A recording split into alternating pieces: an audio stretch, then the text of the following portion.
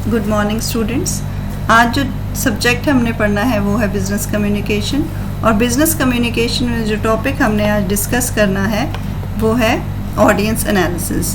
Business communication को effective बनाने के लिए हमें ऑडियंस एनालिसिस करना बहुत ज़रूरी होता है। ऑडियंस को एनालाइज करके ही हम अपने मैसेज को अच्छे तरीके से ऑडियंस तक पहुंचा सकते हैं। तो इसमें सबसे पहले आज हम पढ़ेंगे इंट्रोडक्शन के बाद हमने देखना है कि what do we mean by audience. Audience हमारे कौन हैं, वेरियस काइंड्स ऑफ ऑडियंस कौन है, इम्पॉर्टेंस क्या है ऑडियंस एनालिसिस की, ये आपने देखनी है। फिर various levels of audience analysis आप पढ़ोगे कि किस तरह से अलग अलग लेवल्स में ऑडियंस को बांट के आपने उनको एनालाइज करना है। इसी तरह से सेगमेंटेशन ऑफ ऑडियंस होगा जिसमें हम वेरियस कैटेगरीज़ में ऑडियंस को सेगमेंट करेंगे और उसके हिसाब से अपने मैसेज को अडेप्ट करेंगे। अलग अलग स्टेजेस क्या हैं ऑडियंस एनालिसिस की, ये आपने पढ़ना है।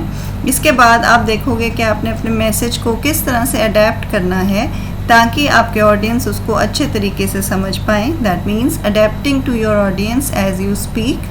जब आप उनको मैसेज दे रहे हो या उनके साथ आप बात कर रहे हो तो आपने अपने आप को अपने ऑडियंस के हिसाब से अडेप्ट करना है। लास्ट में हम पढ़ेंगे कंक्लूजन। तो इंट्रोडक्शन देखो इसकी। Communication is complete only when the receiver understands the message in the same sense and spirit that sender intends to convey. तो ये बात बहुत ज़रूरी है कि इफ़ेक्टिव कब होती है कम्युनिकेशन, कंप्लीट कब होती है, जब रिसीवर उसको उसी सेंस और स्पिरिट में समझता है जिस सेंस और स्पिरिट में सेंडर उसके पास पहुंचाना चाहता है। अब यहाँ पर सेंडर क्या सोचते हैं कि वो बिना ऑडियंस को एनालाइज किए भी अपना मैसेज देंगे और ऑडियंस को सब सारी चीज़ें समझ में आएंगी, लेकिन ये एक बहुत बड़ी गलतफहमी है। जब सेंडर ऑडियंस को नहीं समझता, अगर सेंडर ऑडियंस को नहीं समझ रहा तो उसका जो मैसेज है वो ऑडियंस तक इफ़ेक्टिवली नहीं पहुंच पाता। तो इसके लिए क्या चीज़ ज़रूरी है, कम्युनिकेशन को या बिज़नेस कम्युनिकेशन को इफ़ेक्टिव बनाने के लिए ऑडियंस का जो एनालिसिस है वो बहुत ज़रूरी है। सेंडर ने क्या करना है, सेंडर पहले उनके गोल्स, इंटरेस्ट और नीड्स को स्टडी करेगा। वो ये देखेगा कि जो ऑडियंस उसका मैसेज रिसीव कर रहे हैं उनके गोल्स, इंटरेस्ट और नीड्स क्या हैं और उसके बाद अपने मैसेज को उनके हिसाब से अडेप्ट करेगा। जब वो ये चीज़ें करता है तो उसका मैसेज ऑडियंस अच्छे तरीके से समझ पाते हैं। अब जब तक हम ऑडियंस का मतलब नहीं समझते तब तक हम ऑडियंस को एनालाइज नहीं कर पाते। हमें ये पता होना चाहिए कि ऑडियंस का मतलब क्या है। सबसे पहले पीपल और मार्केट सेगमेंट एट हुम एन एडवर्टाइजिंग कैंपेन और message is aimed.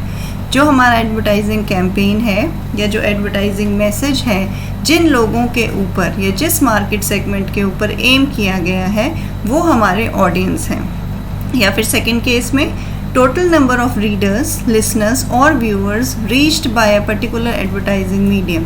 Advertising mediums क्या हो सकते हैं, लेट्स फॉर एग्जांपल न्यूज़पेपर है, न्यूज़पेपर के थ्रू आप एडवर्टाइजिंग कर रहे हो तो आपके जो रीडर्स हैं वो आपके ऑडियंस होंगे। अगर आप रेडियो के थ्रू एडवर्टाइजमेंट कर रहे हो तो जो आपके लिसनर्स हैं वो आपके ऑडियंस होंगे। जैसे अब मैं YouTube पे आपको कुछ बता रही हूँ, आपको कुछ मैसेज दे रही हूँ तो आप लिसनर्स हो, लिसनर्स मेरे ऑडियंस होंगे। या फिर अगर मेरा वीडियो आप देख रहे हो या फिर आप टीवी पे कोई एडवर्टाइजमेंट देख रहे हो तो आप व्यूअर्स हो, तो व्यूअर्स हमारे ऑडियंस होंगे। तो इस तरह से जिसके पास हम अपना मैसेज पहुंचाना चाहते हैं या जो हमारे मैसेज को देख रहे हैं, सुन रहे हैं, पढ़ रहे हैं वो हमारे ऑडियंस होते हैं। अब ये जो ऑडियंस हैं ये अलग अलग तरह के हो सकते हैं। किस तरह से उनके पास मैसेज रिसीव हो रहा है उस पर डिपेंड करेगा कि वो किस कैटेगरी में बिलोंग करेंगे। तो 5 तरह के मेन ऑडियंस हमारे होते हैं। सबसे पहला होता है इनिशियल ऑडियंस। इनिशियल ऑडियंस जैसे आपको नाम से पता चल रहा है कि सबसे पहला, initial audience is the first to receive the message. तो मैसेज को जो सबसे पहले रिसीव करेगा वो आपका इनिशियल ऑडियंस होगा। सेकंड है प्राइमरी ऑडियंस। प्राइमरी ऑडियंस कौन होते हैं, ये वो लोग होते हैं जो डिसाइड करते हैं कि आपके मैसेज के ऊपर उन्होंने कुछ एक्ट करना है या उस मैसेज को एक्सेप्ट करना है या नहीं करना। तो वो लोग जिनके ऊपर डिसीजन बेस्ड है कि वो आपके एडवर्टीज़मेंट कैंपेन को एक्सेप्ट कर रहे हैं, उसके ऊपर कुछ एक्ट कर रहे हैं या नहीं कर रहे हैं। इसके बाद आते हैं सेकेंडरी ऑडियंस। सेकेंडरी ऑडियंस वो लोग होते हैं जो आपके मैसेज के ऊपर कमेंट करते हैं या कोई रिकमेंडेशंस देते हैं। जैसे आपके ऑलरेडी एग्जिस्टिंग कस्टमर्स हो सकते हैं, आपके न्यू कस्टमर्स आपके ऑलरेडी एग्जिस्टिंग कस्टमर्स को पूछ सकते हैं कि आपका जो प्रोडक्ट है वो अच्छा है या नहीं। तो उनके कमेंट पे डिपेंड करेगा कि जो प्राइमरी ऑडियंस है वो या जो आपके न्यू बनने वाले कस्टमर्स हैं वो आपका मैसेज पे एक्ट कर रहे हैं या नहीं कर रहे हैं। नेक्स्ट काइंड ऑफ ऑडियंस है gatekeeper audience. Gatekeeper audience कौन होते हैं? ये वो लोग होते हैं जिनके पास पावर है टू स्टॉप द मैसेज। आपके मैसेज को स्टॉप करने की पावर जिनके पास होती है उनको हम गेट कीपर ऑडियंस बोलते हैं। इसी तरह से नेक्स्ट है watchdog audience. Watchdog audience have power and may base action on the message. उनके पास ये पावर है कि वो उस मैसेज के ऊपर एक्शन कर सकते हैं। Now what is the importance of audience analysis? ये जो ऑडियंस एनालिसिस हम बिजनेस कम्युनिकेशन में पढ़ रहे हैं, इसकी इम्पोर्टेंस क्या है? जैसे मैंने आपको पहले बताया, it is very very important. Audience analysis जब तक हम नहीं करेंगे तब तक हमारी कम्युनिकेशन इफ़ेक्टिव नहीं होगी। तो सबसे पहले जब भी कोई स्पीकर बोलता है तो ऑडियंस के साथ उसका एक लिंक होना ज़रूरी है। जब तक वो ऑडियंस के साथ लिंक नहीं बनाएगा तब तक उसके मैसेज को नहीं सुना जाएगा। तो to create a link between speaker and the audience, audience analysis बहुत ज़रूरी है। अगर एक रिलेशनशिप या अगर एक लिंक दोनों के बीच में होता है तो मैसेज को अच्छे तरीके से कन्वे किया जाता है और मैसेज को अच्छे तरीके से सुना और समझा जाता है। और जब उसको अच्छे तरीके से सुना और समझा जाता है तो हमारी कम्युनिकेशन जो है वो इम्प्रूव हो जाती है, हमारी इफ़ेक्टिव कम्युनिकेशन होती है, बेटर कम्युनिकेशन होती है। इसी तरह से जब हम प्रेजेंटेशन देना चाहते हैं या प्रेजेंटेशन बनाना चाहते हैं, जो सेंडर है, जो प्रेजेंटर है, अगर वो अपने ऑडियंस को ध्यान में रख के प्रेजेंटेशन बनाता है, उनकी नीड्स को, उनकी इंटरेस्ट को ध्यान में रख के प्रेजेंटेशंस बनाता है तो उसकी बेटर प्रेजेंटेशंस बनती हैं। इसी तरह से नेक्स्ट है टू फुलफिल ऑडियंस एक्सपेक्टेशन। जब भी ऑडियंस आपके पास आएंगे, आपका मैसेज सुनने आएंगे तो कुछ एक्सपेक्टेशंस लेके आएंगे, उनकी कुछ नीड्स होंगी जिनको वो फुलफिल करने के लिए आपके पास आए होंगे। तो उन ऑडियंस की नीड्स को या एक्सपेक्टेशंस को फुलफिल आप कब कर सकते हो? जब आपको पता होगा कि उनकी क्या एक्सपेक्टेशंस हैं। तो एक्सपेक्टेशंस फुलफिल करने के लिए आपको ऑडियंस को एनालाइज करना पड़ेगा। नेक्स्ट पॉइंट है अवॉइडिंग मिसकम्युनिकेशन। जब आपने ऑडियंस को अच्छी तरीके से समझ लिया तो मिसकम्युनिकेशन के चांसेस बहुत कम हो जाते हैं। आपको ये पता है कि वो किस लैंग्वेज में आपके मैसेज को ज़्यादा अच्छी तरीके से समझ पाएंगे। सिंपल लैंग्वेज उन्हें ज़्यादा पसंद है या समझ आती है, या फिर टेक्निकल लैंग्वेज उन्हें ज़्यादा समझ आती है, तो आप उस तरीके से अपने मैसेज को अडेप्ट करोगे और मिसकम्युनिकेशन के चांसेस जो हैं वो कम हो जाएंगे। इसके बाद है लेवल्स ऑफ ऑडियंस एनालिसिस। आपने लेवल्स किस तरह से बनाने हैं ऑडियंस एनालिसिस के? आपका जो ऑडियंस सेगमेंटेशन है वो फ्लेक्सिबल होना चाहिए। आपने ये देखना है कि आप किस तरीके से उनको कैटेगराइज करोगे या उनको सेगमेंट करोगे। जैसे आप यूज़र टाइप के हिसाब से उनको सेगमेंट कर सकते हो। यूज़र टाइप क्या है? न्यू यूज़र्स हैं, रिटर्निंग यूज़र्स हैं, या फिर लॉयल यूज़र्स हैं। जो आपका प्रोडक्ट है, जो आपके प्रोडक्ट को यूज़ कर रहे हैं, उनको हम यूज़र बोल रहे हैं, वो आपके ऑडियंस हैं। तो न्यू ऑडियंस आ रहे हैं, न्यू यूज़र्स आ रहे हैं, तो उनका जो मैसेज है वो आपने अलग तरीके से अडेप्ट करना है। अगर रिटर्निंग है, जो आपके प्रोडक्ट को पहले यूज़ करते थे लेकिन छोड़ दिया था उन्होंने बीच में, अब दोबारा से यूज़ करने लगे हैं, तो आप अपने मैसेज को अलग तरह से अडेप्ट करोगे। और लॉयल यूज़र्स कौन होते हैं? जो आपके प्रोडक्ट को कॉन्टिन्यूसली यूज़ कर रहे हैं, जिन्होंने एक बार भी बीच में आपके प्रोडक्ट को नहीं छोड़ा, तो उनके लिए आपका मैसेज अलग तरीके का होगा। इसी तरह से आप कैटेगरीज़ में डिवाइड कर सकते हो, जैसे बिजनेस पीपल हैं, स्पोर्ट्स पर्सन्स हैं, कल्चर किस तरह का है लोगों का, लोकल लोग हैं, पॉलिटिक्स में इंटरेस्ट लेने वाले लोग हैं। तो जैसे भी कैटेगराइज कर रहे हो आप लोगों को, उस हिसाब से आपने अपने मैसेज को अडेप्ट करना है। डेमोग्राफिक में एज के हिसाब से आप कर सकते हो, सेक्स के हिसाब से, जेंडर के हिसाब से, फैमिली साइज, एजुकेशन, इनकम।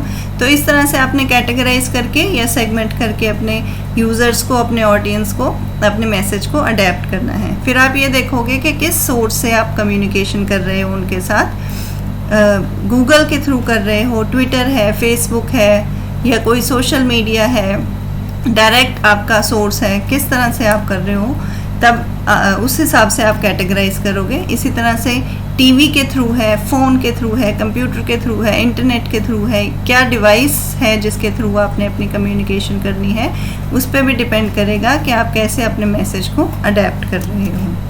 इसी तरह से जब हम ऑडियंस को सेगमेंट करते हैं, देयर आर अदर फैक्टर्स जिसके हिसाब से हम सेगमेंट कर सकते हैं, जैसे है सोशियो इकोनॉमिक फैक्टर।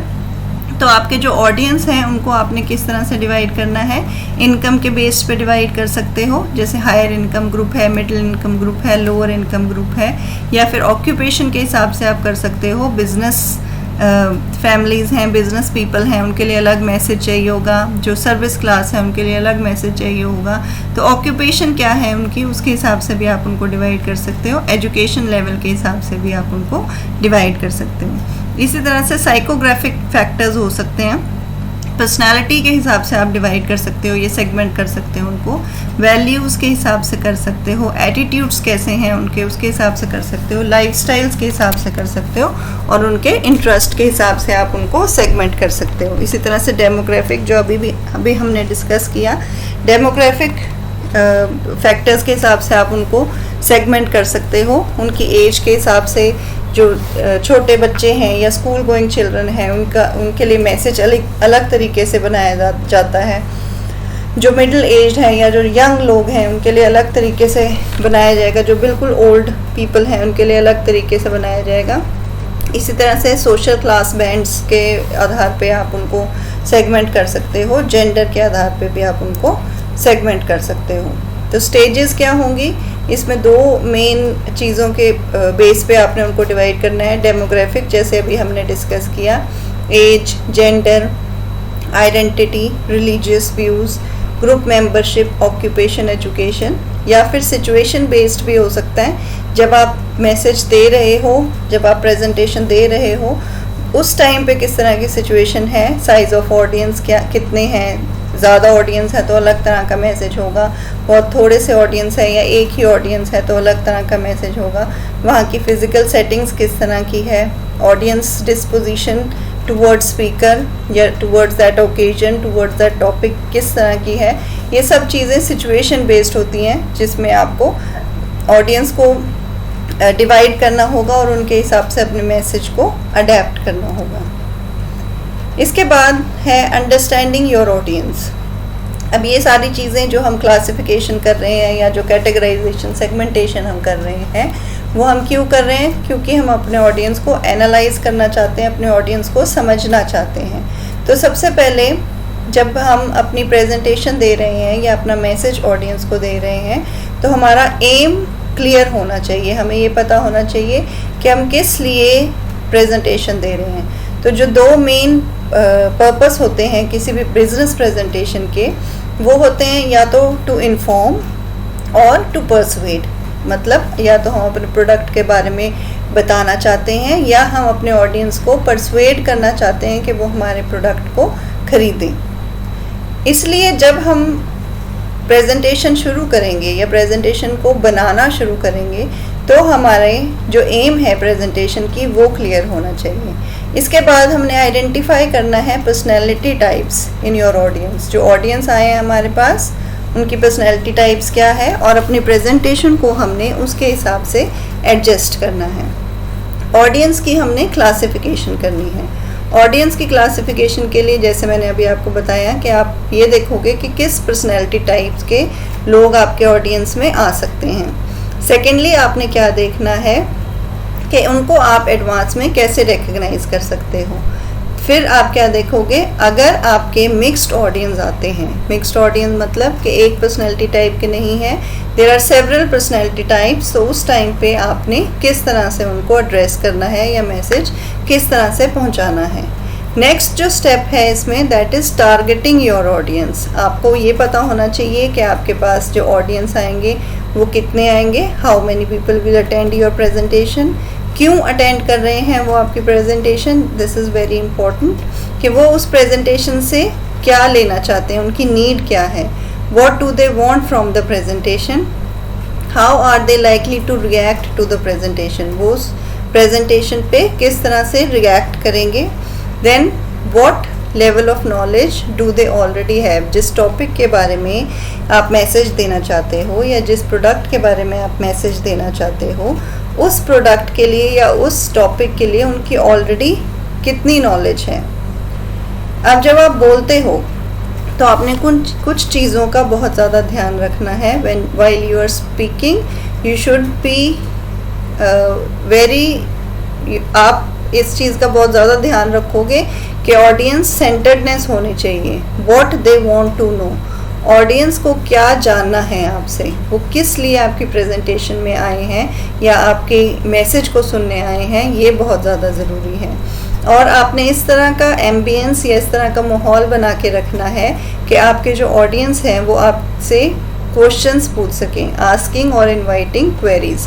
आपने उनसे इनवाइट करना है कि अगर उनको कोई क्वेश्चन पूछना है या अगर उनको कोई डाउट है तो वो पूछ सकें। आपकी जो प्रेजेंटेशन है उसकी एम्बियंस इस तरह की होनी चाहिए। Then adapting during the speech, adjust for unexpected circumstances. अगर कोई अनएक्सपेक्टेड सर्कमस्टेंसेस हो जाते हैं ड्यूरिंग योर प्रेजेंटेशन या during the talk with the audience, तो आपने अपने स्पीच को किस तरह से एडजस्ट करना है। To be effective speaker one must relate to audience existing interest and knowledge. अभी हमने ये किया था कि हमने इसमें ये भी स्टडी करना है कि उनकी ऑलरेडी उस सब्जेक्ट के ऊपर क्या इंटरेस्ट है, कितना इंटरेस्ट है और कितनी नॉलेज ऑलरेडी उनके पास है। तो जब अगर आप बोलते हो, आप इफ़ेक्टिव स्पीकर हो, तो आपने अपने टॉपिक को उनकी एग्जिस्टिंग इंटरेस्ट और नॉलेज के साथ रिलेट करना है। अब देखिए आप इस पिक्चर को बहुत ध्यान से, ये थिंकिंग क्लाउड्स बना रखे हैं। ये जो लेडी है she is thinking according to the audience. तो जब वो अलग अलग तरह के ऑडियंस हैं उसके पास, सपोज एक जो सेगमेंट है that is for old age people, दूसरी जो सेगमेंट है वो बिल्कुल स्कूल गोइंग छोटे बच्चे हैं, थर्ड जो सेगमेंट है वो है उसकी जेंडर बेस्ड सेगमेंटेशन हम करते हैं, मेल्स हैं और फीमेल्स हैं। तो जब वो सेगमेंट कर दिया उसने, 4 अलग अलग तरह के ऑडियंस उसके पास आ गए, तो उसने 4 अलग अलग तरह के मैसेजेस बनाने हैं। तो वो इसलिए ये थिंकिंग क्लाउड जो है ये डिफरेंट शेप्स में बनाए गए हैं, क्योंकि ये जो मैसेज सोच रही है या जो मैसेज ये देगी अपने ऑडियंस को, वो जो अलग अलग ऑडियंस है उनके लिए अलग अलग मैसेज बनाया जाएगा, उनके नीड्स के हिसाब से या उनकी नॉलेज के हिसाब से उसको अडेप्ट किया जाएगा मैसेज को, और वही मैसेज उन तक पहुंचाया जाएगा। तो जब आप बोलते हो, आपके ऑडियंस के रिएक्शन से आपको पता चलता है कि किस तरह का आपका मैसेज जो है वो जा रहा है। तो आपने अपने ऑडियंस के रिएक्शन के हिसाब से भी अपने आप को एडजस्ट करना है। Adapting to your audience as you speak, जब आप प्रेजेंटेशन दे रहे हो या जब आप अपना मैसेज पहुंचा रहे हो ऑडियंस के पास, तो आपने उनके जो नॉन वर्बल क्यूज़ हैं, नॉन वर्बल जो वो बोल के नहीं बता रहे, उन क्यूज़ को भी ध्यान में रखना है। जैसे आपका eye contact with the audience, जो आपके ऑडियंस हैं, जो आपके रिसीवर हैं, उनके आई कॉन्टैक्ट से आपको पता चलेगा कि आपका मैसेज उनके पास ठीक से पहुंच रहा है, वो उसको ठीक से समझ पा रहे हैं, वो उसको पॉजिटिवली ले पा रहे हैं या नहीं। तो आपने अपने आप को अडेप्ट करना है। अगर आपको किसी भी स्टेज पे जाके ऐसा लगता है कि आपके जो ऑडियंस हैं वो आपके मैसेज को ठीक से नहीं समझ पा रहे या उनको वो मैसेज पॉजिटिव नहीं लग रहा, तो आपने अपने आप को या अपने मैसेज को अडेप्ट करना है। इसी तरह से उनके फेशियल एक्सप्रेशन से आपको पता चलेगा, उनके बॉडी मूवमेंट्स से आपको पता चलेगा, और उनके नॉन वर्बल रिस्पॉन्सिवनेस से भी आपको पता चलेगा। वर्बल रिस्पॉन्सिवनेस से भी आपको ये चीज़ें पता चलेंगी कि वो आपके मैसेज को प्रॉपरली अडेप्ट, आपके मैसेज को प्रॉपरली समझ पा रहे हैं या नहीं समझ पा रहे। लास्ट में हम देखेंगे कि जब भी हम टॉपिक्स कंसीडर करते हैं बिजनेस प्रेजेंटेशंस के लिए to give the message to the audience, तो ये चीज़ बहुत ज़्यादा ज़रूरी है कि आपने अपने ऑडियंस को दिमाग में रखना है, अपने ऑडियंस को स्टडी करना है। अगर आप अपने ऑडियंस को स्टडी नहीं करते तो आप क्या करते हो कि ऑडियंस की नीड्स फुलफ़िल नहीं होती, और अगर ऑडियंस की नीड्स फुलफ़िल नहीं हो रही तो आपकी जो क्रेडिबिलिटी है एज अ स्पीकर वो एंडेंजर हो जाती है। वो क्यों हो जाती है? क्योंकि you are not adapting your message according to the need of the audience. अगर हम अपना मैसेज ऑडियंस की नीड्स के हिसाब से अडेप्ट नहीं करते तो हम एक अच्छे स्पीकर नहीं बन सकते, ना तो हम उनको प्रॉपर इन्फॉर्मेशन दे पाएंगे, ना ही हम उनको कन्विंस कर पाएंगे। इसलिए जब भी आपने कोई भी मैसेज अपने ऑडियंस को देना है, कोई प्रेजेंटेशन आपने बनानी है, या आपने अपने ऑडियंस को कन्विंस करना है किसी प्रोडक्ट को परचेज़ करने के लिए, तो आपने क्या ध्यान में रखना है कि उनको प्रॉपरली एनालाइज करना बहुत ज़रूरी है। उनको प्रॉपरली एनालाइज करने के लिए सबसे पहले आप क्या करोगे, उनको वेरियस सेगमेंट्स में डिवाइड करोगे। लेट सपोज कि हम उनको डेमोग्राफिक फैक्टर्स के हिसाब से डिवाइड करते हैं या सेगमेंट करते हैं। तो उसमें हम क्या करेंगे, हम सबसे पहले लेते हैं एज के अकॉर्डिंग अगर हम उनको डिवाइड करते हैं तो हम क्या करेंगे, will divide them according to the age, school going children, young people, middle age people and old people. Suppose 4 categories में हमने उनको डिवाइड कर दिया। तो जो नीड्स स्कूल गोइंग चिल्ड्रन की है, क्या सेम नीड्स ओल्ड पीपल की होंगी? नहीं होंगी। तो उनकी नीड्स के हिसाब से, उनके इंटरेस्ट के हिसाब से हमने अपने मैसेज को अडेप्ट करना है। लेट सपोज हम उनको डिवाइड करते हैं इनकम के लेवल, इनकम के बेसिस पे।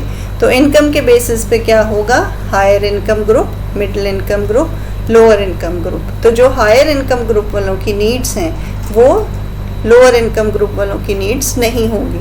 अगर हायर इनकम ग्रुप वाले लोग मर्सिडीज़ खरीदना चाहते हैं तो उनकी जो नीड्स हैं, जो उनकी एडवर्टिजमेंट्स हैं, या जो उनके पास मैसेज पहुंचाना चाहते हैं वो अलग तरह के मैसेज पहुंचाएंगे। क्या लोअर इनकम ग्रुप वाले मर्सिडीज़ खरीदेंगे? नहीं खरीदेंगे। वो क्या खरीदेंगे? वो बाइक खरीद सकते हैं, वो साइकिल खरीद सकते हैं। तो नीड्स जो हैं वो अलग अलग हैं।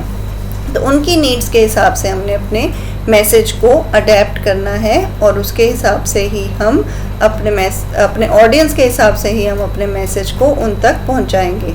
तभी अगर उनकी नीड फुलफ़िल होगी तभी वो आपके मैसेज को पढ़ेंगे या देखेंगे या सुनेंगे, और तभी आप जो हो, आप अगर सेंडर हो तो आप इंफॉर्मेटिव और कन्विंसिंग सेंडर बन पाओगे। तो this was all for audience analysis. I hope कि आपको ये टॉपिक अच्छी तरीके से समझ आ गया होगा। Thank you.